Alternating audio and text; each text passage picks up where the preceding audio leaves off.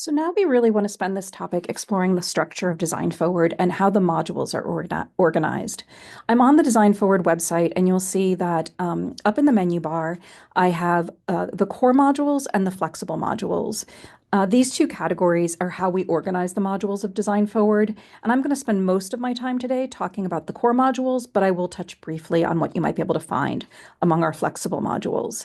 If I click on core modules, that's going to take me to a page that has a brief description of each one of the 5 core modules.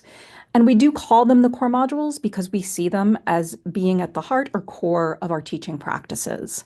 The first one listed, Introduction to Pedagogy, in some ways serves as sort of a gateway into the program. It's really designed for both faculty who are maybe are newer to teaching and really would like an opportunity to think more about their own pedagogy and their own teaching values, as well as faculty who are perhaps more experienced and are looking to revisit this topic, maybe to remind themselves of some of what those values are, but also maybe to explore new approaches and new pedagogical uh, ways of thinking that maybe they've never considered before. In the middle, we have care and equity, formats and modalities, and technology and tools. Care and equity is really a module that wants us to think about education as being first and foremost always a practice centered on humans, us as humans, as instructors, and our students as humans as well. What does it mean to create spaces for students and opportunities for students that respects that humanity, that creates space for lots of different kinds of people with different kinds of experiences?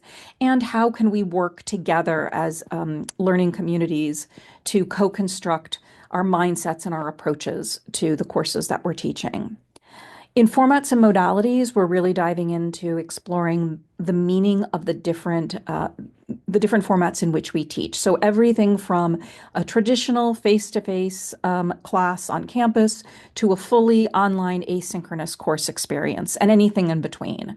We want to challenge some of our assumptions about those formats, maybe some biases that we carry with us, and explore what's really possible in our different modalities when we start to break down some of those assumptions.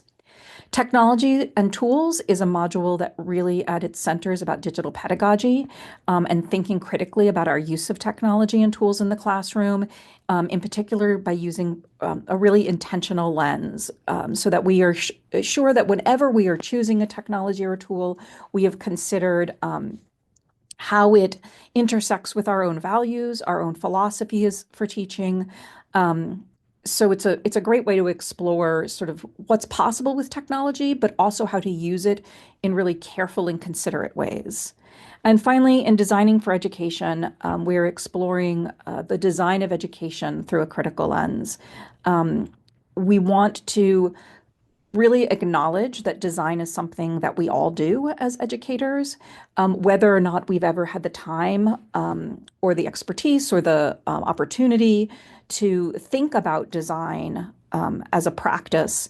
That may not be the case, but in this module, we want to really challenge ourselves to to to come up with approaches to designing education that intersect with the values that we've identified in Intro to Pedagogy, as well as these topics in the three center core modules: care and equity, formats and modalities, technology and tools.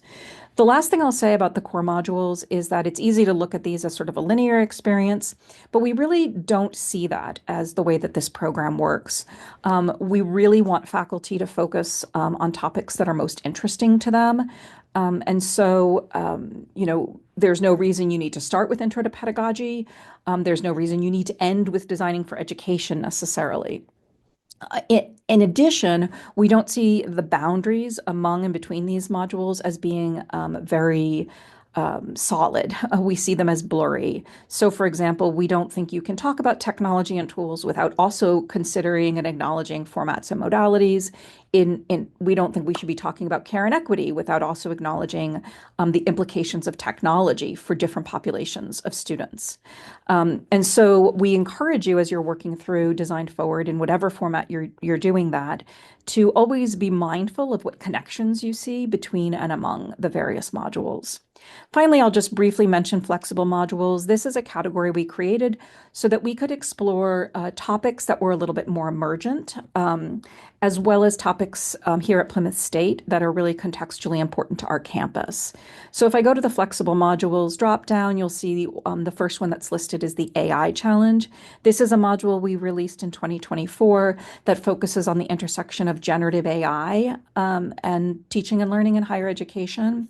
In addition, here at PSU, we have modules about TWP and INCAP, two of our general education courses, and a module that focuses on retention and persistence and what we can be doing in the classroom to really support our retention and persistence efforts on campus.